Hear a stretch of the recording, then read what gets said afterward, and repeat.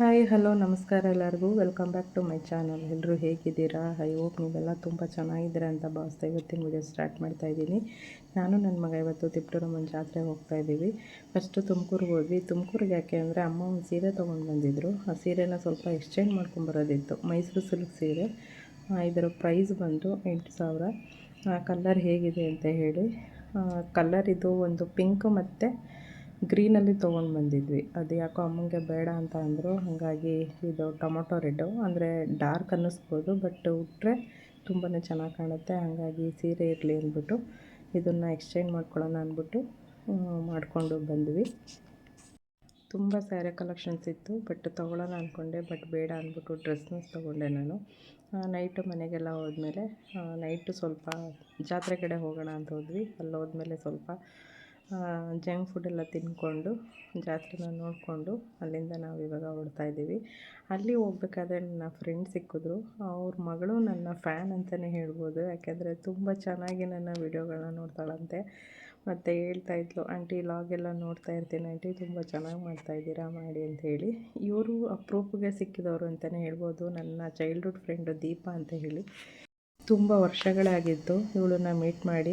ಜಾತ್ರೆಯಲ್ಲಿ ಮೀಟ್ ಆಗಿದ್ದು ನಂಗೆ ತುಂಬಾ ಇಷ್ಟ ಆಯಿತು. ಇವರು ನನ್ನ ಚೈಲ್ಡ್ಹುಡ್ ಫ್ರೆಂಡು, ಅಂದರೆ ಸುಮತಿ ಸ್ಕೂಲಲ್ಲೇ ಓದಿದ್ದು, ಅಂದರೆ ನನಗಿನ್ನ ಜೂನಿಯರ್ ಇವಳು. ಇವಳು ಸಿಕ್ಕಿದ್ದು ತುಂಬ ಖುಷಿಯಾಯಿತು ಅಂತಲೇ ಹೇಳ್ಬೋದು. ಈಗೆಲ್ಲ ಜಾತ್ರೆ ಎಲ್ಲ ಮುಗಿಸ್ಕೊಂಡು ಈಗ ನಾವು ಸ್ವಲ್ಪ ಶಾಪಿಂಗ್ ಮಾಡೋಣ ಅಂತ ಹೋದ್ವಿ. ಜಾತ್ರೆಯಲ್ಲಿ ಏನೇನೆಲ್ಲ ಐಟಮ್ ಇತ್ತು ಅಂದರೆ ನಿಜವಾಗ್ಲೂ ಅಷ್ಟೊಂದು ಐಟಮ್ ಇತ್ತು. ಸ್ವಲ್ಪ ಫ್ಯಾನೆಲ್ಲ ಇತ್ತು. ಈ ಬೇಸಿಗೆಗೆ ಬೇಕಾಗುತ್ತೆ ಅಂದ್ಬಿಟ್ಟು ತೊಗೊಳ್ಳೋಣ ಅಂತ ಒಂದು ತೊಗೊಂಡೆ. ಅದಾದಮೇಲೆ ಒಳಗಡೆ ಬಂದರೆ ಫುಲ್ಲು ಫರ್ನಿಚರ್ ಐಟಮ್ ಇತ್ತು. ತುಂಬ ಅಂದರೆ ತುಂಬಾ ಚೆನ್ನಾಗಿತ್ತು ಅಂತಲೇ ಹೇಳ್ಬೋದು. ಈ ಸಲ ಜಾತ್ರೆ ಅಂತೂ ವೆರೈಟಿ ಹಾಕಿದ್ರು, ಏನೇನೋ ಹಾಕಿದ್ರು. ನೋಡಿದ ತಕ್ಷಣವೇ ಖುಷಿ ಆಗೋದು. ಚೆನ್ನಾಗಿ. ಹಲೋ, ಎಷ್ಟಿದು? ಎತ್ತ ಭಯ್ಯ? 7,000. ಅದು 14,500.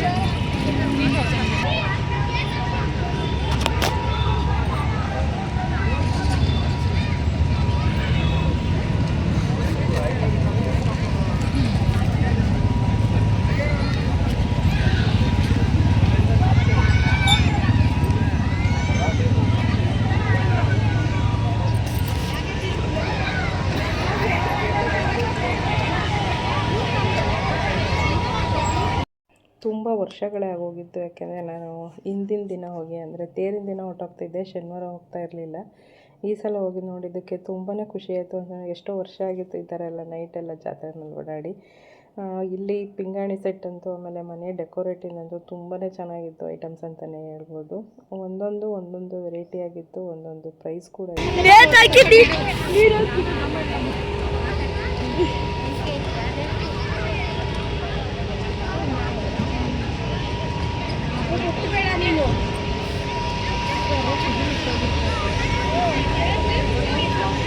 ಸೋಪ್ ಇಡೋದು ಬಂದ್ಬಿಟ್ಟಿದೆಯಾ?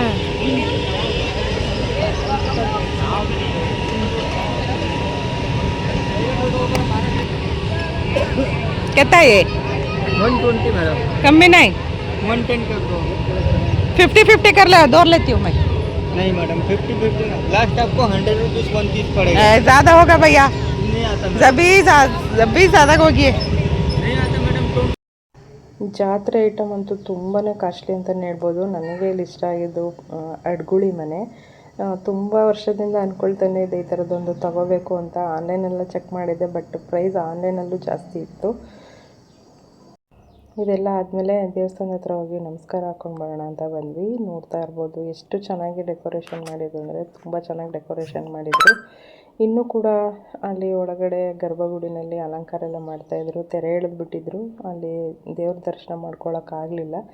ಹಾಗೆ ಬಂದು ಚಿಕ್ಕಮ್ಮನ ದರ್ಶನ ಎಲ್ಲ ಮಾಡಿಕೊಂಡು ಅಲ್ಲೇ ಒಂದು ಸ್ವಲ್ಪ ಫೋಟೋ ಎಲ್ಲ ತೆಕ್ಕೊಂಡು, ವೀಡಿಯೋಸ್ನ ತೆಕ್ಕೊಂಡು ಅಲ್ಲಿಂದ ಇವಾಗ ಜಾತ್ರೆಗೆ ಮತ್ತೆ ಹೋಗ್ತಾಯಿದ್ದೀವಿ. ಇಲ್ಲಿ ಗಂಗಸ್ಥಾನ ಅಂತ ನಡೆಯುತ್ತೆ ಶನಿವಾರ ನೈಟು.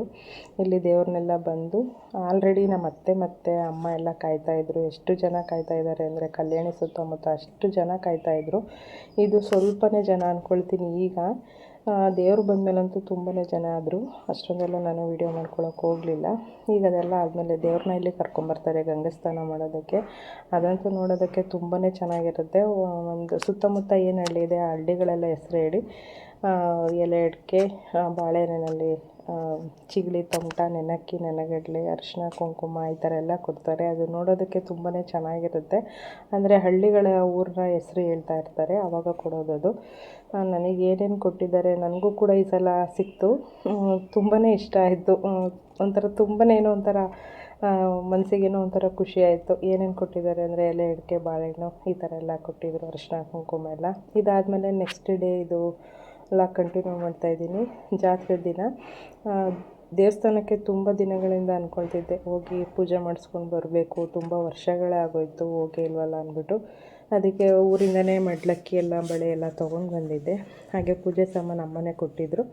ಪೂಜೆ ಮಾಡಿಸ್ಕೊಂಡು ಹೊರಡೋಣ ಅಂತ ನಾನು, ನನ್ನ ತಂಗಿ, ಮಕ್ಕಳು ಹಾಗೆ ಅಣ್ಣ ಅದಕ್ಕೆ ಎಲ್ಲರೂ ಹೊರಡ್ತಾಯಿದ್ದೀವಿ. ಎಷ್ಟೋ ವರ್ಷ ಆಗಿದ್ದಲ್ವ ಹೋಗ್ತಾಯಿದ್ದೆ. ಈ ಸಲ ಇಲ್ಲ ಹೋಗ್ಬಿಟ್ಟು ಪೂಜೆ ಮಾಡಿಸ್ಕೊಂಡೇ ಬಂದ್ಬಿಡೋಣ ಅಂತ ಅನ್ನಿಸ್ತಿತ್ತು. ಯಾಕೋ ಮನಸ್ಸಲ್ಲಿ ಮಡ್ಲಕ್ಕಿ ಕೊಟ್ಟು ಪೂಜೆ ಮಾಡಿಸ್ಲೇಬೇಕು ಅಂತ ಅನ್ನಿಸ್ತಿತ್ತು.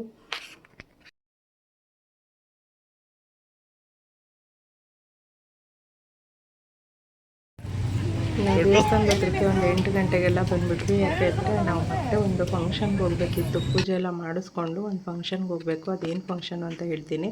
ಹಂಗಾಗಿ ಸ್ವಲ್ಪ ಬೇಗ ಹೋಗ್ಬಿಟ್ರೆ ಪೂಜೆ ಎಲ್ಲ ಮಾಡಿಸ್ಕೊಂಡು ತೇರು ಎಳೆಯೋ ಟೈಮಿಗೆ ನಾವು ಕರೆಕ್ಟಾಗಿ ಅಲ್ಲಿಗೆ ರೀಚ್ ಆಗ್ಬೋದು ಅಂತ ಹೇಳ್ಬಿಟ್ಟು ಫಸ್ಟು ದೇವಸ್ಥಾನಕ್ಕೆಲ್ಲ ಹೋಗಿ ಪೂಜೆ ಎಲ್ಲ ಮಾಡಿಸ್ಕೊಂಡು ಅಲ್ಲಿ ಒಂದು ಪ್ರಸಾದ ಕೊಡ್ತಾಯಿದ್ರು. ಅಲ್ಲೂ ಕೂಡ ಪ್ರಸಾದ ಎಲ್ಲ ತಿಂದ್ಕೊಂಡು ಅಂದಿವೆ ಚಿಕ್ಕನಾಯಕನಹಳ್ಳಿಗೆ ಹೋದ್ವಿ. ಆಲ್ರೆಡಿ ಇದು ನನ್ನ ಇನ್ಸ್ಟಾಗ್ರಾಮಲ್ಲಿ ತುಂಬಾ ರೆಸ್ಪಾನ್ಸ್ ಬಂದಿದೆ ಈ ವಿಡಿಯೋಗೆ. ಅದು ನಾಗಣ್ಣ ಅನ್ನೋದೊಂದು ಹೆಸರು ಮಾತ್ರ ಒಂದು ಸ್ವಲ್ಪ ಚೇಂಜ್ ಆಗಿದೆ. ಅವ್ರ ಹೆಸರು ಮೂರ್ತಣ್ಣ ಅಂತೆ. ನನಗೆ ಗೊತ್ತಿರಲಿಲ್ಲ, ನಮ್ಮ ಅಣ್ಣ ನಾಗಣ್ಣ ಅಂತ ಹೇಳಿದ್ದ, ಹಂಗಾಗಿ ಅದು ನಾಗಣ್ಣ ಅಂತ ಮೆನ್ಷನ್ ಮಾಡಿಬಿಟ್ಟಿದ್ದೀನಿ. ಪ್ಲೀಸ್ ಯಾರು ಏನು ಅಂದ್ಕೋಬೇಡಿ. ಇಲ್ಲಿಗೆ ಬಂದು ತಿಂಡಿ ತಿನ್ಕೊಂಡು ಹೊರಟೋಗೋಣ ಅಂತ ಆಲ್ರೆಡಿ ಇಲ್ಲಿಗೆ ಒಂದು 2-3 ಸಲ ಬಂದಿದ್ವಿ. ಈ ಸಲ ಬಂದು ವೀಡಿಯೋ ಮಾಡ್ಕೊಳ್ಳೋಣ ಅಂದ್ಬಿಟ್ಟು ಬಂದೆ. ತುಂಬಾ ಚೆನ್ನಾಗಿತ್ತು ತಿಂಡಿ ಎಲ್ಲ. ಇಲ್ಲಿ ತಿಂದ್ಕೊಂಡು ಹೊರಟ್ಬಿಡೋಣ ಅಲ್ಲಿಗೆ. ಎಲ್ಲಿಗೆ ಹೋಗ್ತಾಯಿದ್ದೀವಿ ಅಂದರೆ ಕಂದಕೆರೆಗೆ ಹೋಗ್ತಾಯಿದ್ದೀವಿ. ನನ್ನ ತಮ್ಮನ ಮನೆಯಲ್ಲಿ ಒಂದು ಚಿಕ್ಕದಾದಂಥ ಒಂದು ಫಂಕ್ಷನ್ ಇದೆ. ಇಲ್ಲಿ ಬಂದು ನೋಡಿದ್ರೆ ಜನ ಎಷ್ಟು ಇದ್ದರು ಅಂದರೆ ನಿಜವಾಗ್ಲೂ ಅಷ್ಟೊಂದು ಜನ ಇದ್ದರು. ಇವರೆಲ್ಲ ಕೂತಿರೋದು ತಿಂಡಿ ತಿನ್ನೋದಕ್ಕೆ, ಅಲ್ಲಿ ನಿಂತಿರೋರು ಪಾರ್ಸಲ್ ತೊಗೊಂಡೋಗೋದಕ್ಕೆ. ನಾವು ಹೋಗ್ಬೇಕಾದ್ರೇ ಫಸ್ಟು ಫೋನ್ ಮಾಡಿದ್ವಿ, ಹಿಂಗೆ ಬರ್ತಾಯಿದ್ದೀವಿ ತಿಂಡಿಗೆ, ಖಾಲಿ ಆಗಿದೆಯಾ ಇಲ್ವಾ ಅಂತ. ಅಣ್ಣನ ಹತ್ರ ನಂಬರ್ ಇತ್ತು, ಕೇಳ್ದ. ಅದಕ್ಕೆ ಇಲ್ಲ ಬನ್ನಿ, ಒಂದು 10 ಇಡ್ಲಿ ಸಿಗ್ಬೋದೇನೋ ಅಷ್ಟೇ ಅಂತ. ನಾವೊಂದು 7 ಜನ ಇದ್ವು, ಆಗುತ್ತೆ ಅಂತಂದರು. ಹಾಗಾಗಿ ಅಲ್ಲೋಗಿ ತಿಂಡಿ ತಿನ್ಕೊಂಡು ಹೋಗೋಣ ಅಂದ್ಬಿಟ್ಟು ಹೊರಟ್ವಿ. ಆ ಟೇಸ್ಟ್ ಅಂತೂ ತುಂಬಾ ಚೆನ್ನಾಗಿತ್ತು. ಒಂದು ಪ್ಲೇಟ್ 40 ರೂಪಾಯಿ. ಎಕ್ಸ್ಟ್ರಾ ತುಪ್ಪ ಮತ್ತು ಪಲ್ಯ ಬೇಕು ಅಂದರೆ ಎಕ್ಸ್ಟ್ರಾ ಚಾರ್ಜ್ ಮಾಡ್ತಾರೆ. ಬಟ್ ಕ್ವಾಲಿಟಿ ಕ್ವಾಂಟಿಟಿ ಎಲ್ಲ ತುಂಬ ಚೆನ್ನಾಗಿತ್ತು ಅಂತಲೇ ಹೇಳ್ಬೋದು. ಇದೆಲ್ಲ ಆದಮೇಲೆ ನಾವು ತಿಂಡಿ ತಿಂದ್ಕೊಂಡು ನಾವಿವಾಗ ಕಂದಕೆರೆಗೆ ಬಂದ್ವಿ. ನನ್ನ ತಮ್ಮನ ಮನೆಯಲ್ಲಿ ಅವ್ರ ಅಣ್ಣನ ಮಗಳದು ಹೊಸ್ಗೆ ಕಾರ್ಯಕ್ರಮ ಇತ್ತು. ಹಾಗೆ ಮಗಳಿಗೂ ಕೂಡ ಹೊಸ್ಗೆ ಆಗ್ತಾಯಿದ್ರು ಅಲ್ಲೇ. ಹಾಗಾಗಿ ಇವಾಗ ಅಲ್ಲಿಗೆ ಬಂದ್ವಿ. ಒಂದು ಸ್ವಲ್ಪ ಮಿಸ್ ಹೊಡಿತು ಅಲ್ಲಿ ಅಡ್ರೆಸ್ಸು ಗೊತ್ತಾಗ್ದಲೆ, ಸ್ವಲ್ಪ ಕನ್ಫ್ಯೂಸ್ ಆಯಿತು. ಅದೆಲ್ಲ ಆದಮೇಲೆ ಫೋನ್ ಮಾಡ್ಕೊಂಡು ಲೊಕೇಶನ್ ಕಳಿಸ್ಕೊಂಡು ನಾವು ರೀಚ್ ಆದ್ವಿ. ಅಲ್ಲಿಗೆ ನಮ್ಮ ಚಿಕ್ಕಮ್ಮ ಕೂಡ ಬಂದಿದ್ದರು, ನಮ್ಮ ಶಿವಿ ಆಂಟಿ ಅಂತ ಹೇಳಿ ಬೆಂಗಳೂರಿಂದ. ಹಾಗೆ ನಮ್ಮ ತಂಗಿ ತೇಜ, ಅವ್ರ ಮಕ್ಕಳು, ಹಾಗೆಯೇ ನನ್ನ ತಮ್ಮ ಕೂಡ ಬಂದಿದ್ದ ಸುನಿ ಅಂತ ಹೇಳಿ. ಎಲ್ಲರೂ ಅಲ್ಲಿ ಸಿಕ್ಕಿದ್ದು ತುಂಬಾ ಖುಷಿಯಾಯಿತು. ತುಂಬ ದಿನಗಳೇ ಆಗೋಗಿತ್ತು ಅವ್ರನ್ನೆಲ್ಲ ಮೀಟ್ ಮಾಡಿ. ನಾವು ಕೂಡ ಫಂಕ್ಷನ್ಗೆ ಹೋಗಿ ಆರತಿ ಎಲ್ಲ ಮಾಡಿ, ಅಂದರೆ ಸ್ವಲ್ಪ ಬೇಗನೆ ಕುಣಿಸಿದ್ರು ಅವರು. ಲೇಟ್ ಆಗುತ್ತೆ ಅಂತ ಹೇಳೋ ಅಥವಾ ಮಳೆ ಬರುತ್ತೆ ಅಂತ ಕಾರಣ ಏನೋ ಗೊತ್ತಿಲ್ಲ, ಬಟ್ ಅವರು ಕೂಡ 11:15ಗೆಲ್ಲ ಕುಣಿಸಿದ್ರು. ನಾವು 11 ಗಂಟೆಗೆಲ್ಲ ರೀಚ್ ಆದ್ವಿ. ಹೋಗಿದ ತಕ್ಷಣವೇ ನಮಗೆ ಫಸ್ಟು ನಾವು ನೀರು ಕುಡಿಬೇಕಿತ್ತು, ಯಾಕೆಂದರೆ ಅಷ್ಟು ಬಿಸಿಲಿತ್ತು, ತುಂಬಾ ಬಿಸಿಲಿತ್ತು. ಅದೆಲ್ಲ ಆದಮೇಲೆ ಕುಣಿಸಿದ್ರಲ್ಲ, ತುಪ್ಪ ಚೆಂಡಿಗೆ ಹಾಕೊಂಡು ತಿಂದೆ, ಅದು ಕಮ್ಮಿ ಹಾಕೊಂಡು ಮತ್ತೆ ಹೋಗಿದ್ದು ಊಟ ಕೂಡ ಮಾಡಿಕೊಂಡು ಅಲ್ಲಿಂದ ನಾವು ಇವಾಗ ಹೊರಡ್ತಾ ಇದ್ದೀವಿ.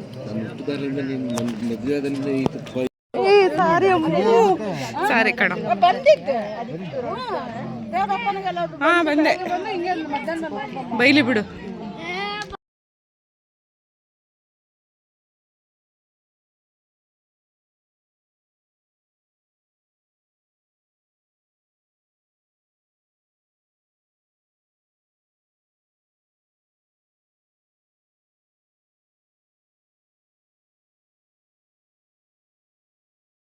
ಹಾಗೆಯೇ ನಮ್ಮ ಚಿಕ್ಕಪ್ಪ ಅವರ ತಮ್ಮ ಹಾಗೂ ಅವರ ಮಿಸ್ಸಸ್ ಕೂಡ ಸಿಕ್ಕಿದ್ರು.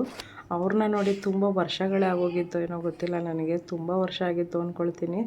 ಅವರು ಕೂಡ ಎಲ್ಲ ಸಿಕ್ಕಿ ಎಲ್ಲರೂ ಮಾತಾಡಿಸಿ ನೋಡಿ ತುಂಬಾ ಖುಷಿ ಆಯಿತು ಅಂತಲೇ ಹೇಳ್ಬೋದು. ಖುಷಿ ಅನ್ನೋದಕ್ಕಿಂತ ಎಷ್ಟೆಷ್ಟು ವರ್ಷ ಆಗಿತ್ತು ಅವ್ರನ್ನೆಲ್ಲ ನೋಡಿ, ಅವ್ರನ್ನೆಲ್ಲ ಮೀಟ್ ಮಾಡಿದ್ದು. ನಿಜವಾಗ್ಲೂ ಅಷ್ಟೊಂದು ಖುಷಿ ಅನ್ನಿಸ್ತು. ಒಂದು ಚಿಕ್ಕಪ್ಪ ಕೂಡ ಅಲ್ಲೇ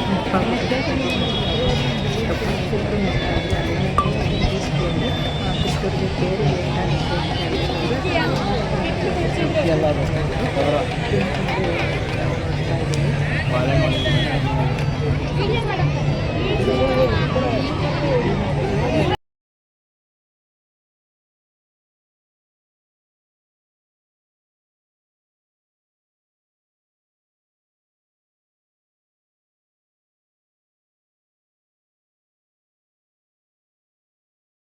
ಅಲ್ಲಿಂದ ತೇರಿಗೆ ಲೇಟ್ ಆಗುತ್ತೆ ಅಂತ ಬಂದ್ವಿ. ನಿಜವಾಗ್ಲೂ ತೇರೇ ತುಂಬ ಲೇಟಾಗಿ ಎಳೆದ್ಬಿಟ್ರು. ನಿಜವಾಗ್ಲೂ ಸಿಕ್ಕಾಬಟ್ಟೆ ಬೇಜಾರಾಗೋಯ್ತು. ಎಷ್ಟು ಬಿಸಿಲಿತ್ತು ಅಂದರೆ ಜನ ಪಾಪ ಅಷ್ಟು ತಾಳ್ಮೆಯಿಂದ ಕಾಯ್ತಾನೇ ಇದ್ದಾರೆ.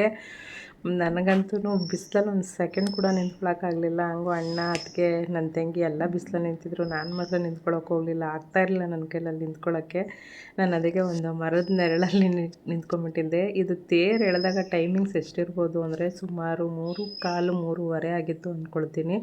ಅಷ್ಟು ಜನ ಇದ್ರೂ ತೇರು ಮಾತ್ರ ಅದು ಯಾಕಂಗೆ ನಿಧಾನ ಮಾಡಿದ್ರು ಅಂತ ಗೊತ್ತಿಲ್ಲ. ಲಾಸ್ಟ್ ಇಯರು ಅಷ್ಟೇ 4:15 ಆಗೋಗಿತ್ತು. ಈ ಸಲ ಸ್ವಲ್ಪ ಬೇಗ ಅಂತಲೇ ಹೇಳ್ಬೋದೇನೋಪ್ಪ, ಅದನ್ನು ನೆನೆಸ್ಕೊಂಡ್ರೆ ಬೇಗ ಅಂತಲೇ ಹೇಳ್ಬೋದೇನೋ. ಹಂಗಾಗಿ ತುಂಬಾ ಬೇಜಾರಾಯಿತು. ಸಿಕ್ಕಾಬಟ್ಟೆ ಬಿಸಿಲಿತ್ತು.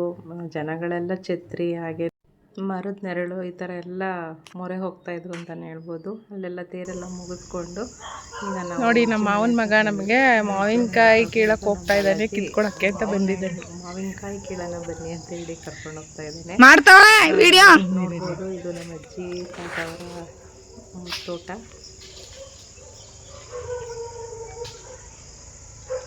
ಅದು ಆ ಕಡೆಗೆ ಐತೆ, ಎಷ್ಟೊಂದು ರೋಡ್ಗೆ ಬೀಳುತ್ತೆ ಇರಪ್ಪ. ಅದೆಂಥದ್ದು? ತೋತಾಪುರಿ.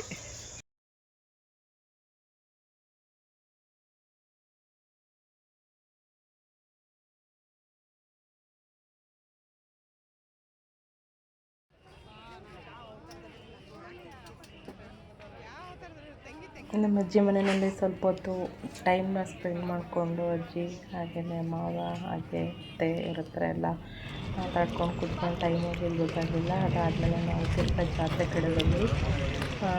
ಈಗ ಜಾತ್ರೆ ನೋಡೋದಕ್ಕೆ ಇನ್ನೂ ಚೆನ್ನಾಗಿರುತ್ತೆ ಅಂತಲೇ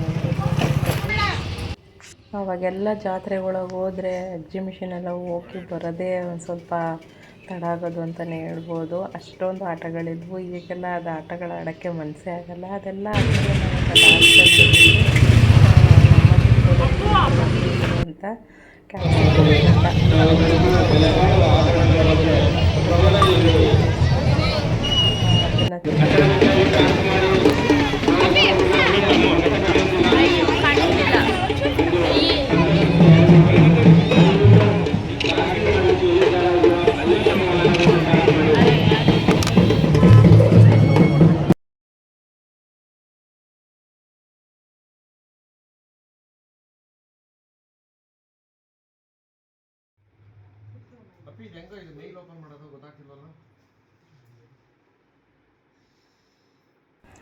ಲಾಸ್ಟಲ್ಲಿ ಬಂದಿರೋದು ನಾವು ಇವಾಗ ನಮ್ಮ ತಿಪ್ಟೂರಲ್ಲಿ ಐ ಲವ್ ಯು ತಿಪ್ಟೂರ್ ಅನ್ನೋದೊಂದು ನೇಮ್ ಬೋರ್ಡ್ ಹಾಕಿದ್ದಾರೆ. ಅದು ನೋಡೋದಕ್ಕೆ ತುಂಬಾ ಖುಷಿ ಅನ್ನಿಸ್ತಿತ್ತು. ತುಂಬ ಚೆನ್ನಾಗಿ ಮಾಡಿದ್ದಾರೆ. ಅದೆಲ್ಲ ಆದಮೇಲೆ ಬೆಳಗ್ಗೆಗೆ ಇದು ನಾವು ಇವಾಗ ನಮ್ಮ ಕುಣಿಗಲ್ ಕಡೆಗೆ ಹೊರಡ್ತಾ ಇದ್ದೀವಿ. ಎಷ್ಟೇ ಓದ್ತಿದ್ರು ಎಷ್ಟೇ ದಿವಸ ಇದ್ರೂ ಅದು ಪ್ರೀತಿ ಕಡಿಮೆ ಆಗಲ್ಲ ಅಂತ ಹೇಳ್ಬೋದು. ಬಂದಾಗ ಇರೋವಂಥ ಖುಷಿ ಹೋಗ್ಬೇಕಾದ್ರೆ ಇರೋದಿಲ್ಲ. ಇವಾಗ ನಾವು ಊರಿಗೆ ಹೊರಡ್ತಾ ಇದ್ದೀವಿ. ನಾನು ಅಂದಿವೆ ಹಂಗೆ ತುಮಕೂರಿಗೆ ಹೋಗಿ ತುಮಕೂರಿಂದ ಹೊರಡೋಣ ಜೊತೆನೇ ಹೊರಡ್ತಾ ಇದ್ದೀನಿ.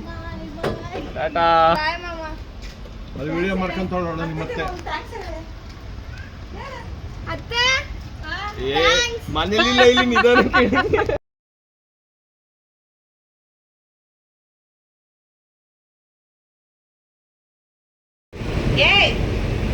ಇಲ್ಲೇ ಕೂತವ್ರೆ ಕಡೆ ಡೋರಿಂದ ಆ ಕಡೆ.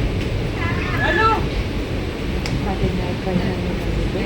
ಟ್ರೈನಲ್ಲಿ ಕೂತಿದ್ದೀವಿ ನಾವು ಟ್ರೈನಲ್ಲಿ, ಯಾರು ಇಲ್ಲ ಜನ. ಕಡಿಮೆ ಇದ್ರು ಜನ ನಿಜವಾಗ್ಲೂ ಈ ರೇಂಜಿಗೆ ಖಾಲಿ ಇರುತ್ತೆ ಅಂತ ಅಂದ್ಕೊಂಡಿದ್ದೀವಿ. ಯಾಕೆಂದರೆ ಈಗ ಸಮ್ಮರ್ ಬೇರೆ, ಜನ ಅಂತೂ ಸಿಕ್ಕಾಬಿಟ್ಟೆ ಇರ್ತಾರೆ ಅಂದ್ಕೊಂಡಿದ್ವಿ. ಬಟ್ ಟ್ರೈನ್ ಅಂತೂ ಫುಲ್ಲು ಖಾಲಿ ಇತ್ತು. ನಿಜವಾಗ್ಲೂ ಖುಷಿ ಅನ್ನಿಸ್ತು. ನಾವು ಬರ್ಬೇಕಾದ್ರೆ ನಿಜವಾಗ್ಲೂ ಸಿಕ್ಕಾಬಿಟ್ಟೆ ರಶ್ ಇತ್ತು. ಹೋಗ್ಬಿಟ್ಟು ಎಲ್ಲ ನಿಂತ್ಕೊಳ್ಳೋದು ಬರೋದು ಆಗ್ಬಿಟ್ಟಿತ್ತು. ಅಲ್ಲಿಂದ ಬರಬೇಕಾದ್ರೂ ಕೂಡ ನಾವು ಟ್ರೈನಲ್ಲೇ ಬಂದಿದ್ವಿ. ಅಷ್ಟೊಂದು ರಶ್ ಇತ್ತು. ಇವಾಗ ಅಷ್ಟೊಂದು ರಶ್ ಇರಲ್ಲ, ಟ್ರೈನ್ ಪೂರ್ತಿ ಖಾಲಿ ಇತ್ತು. ಹಾಗಾಗಿ ಟ್ರೈನಲ್ಲಿ ಹೋಗ್ಬಿಟ್ಟು ಅದಕ್ಕೆ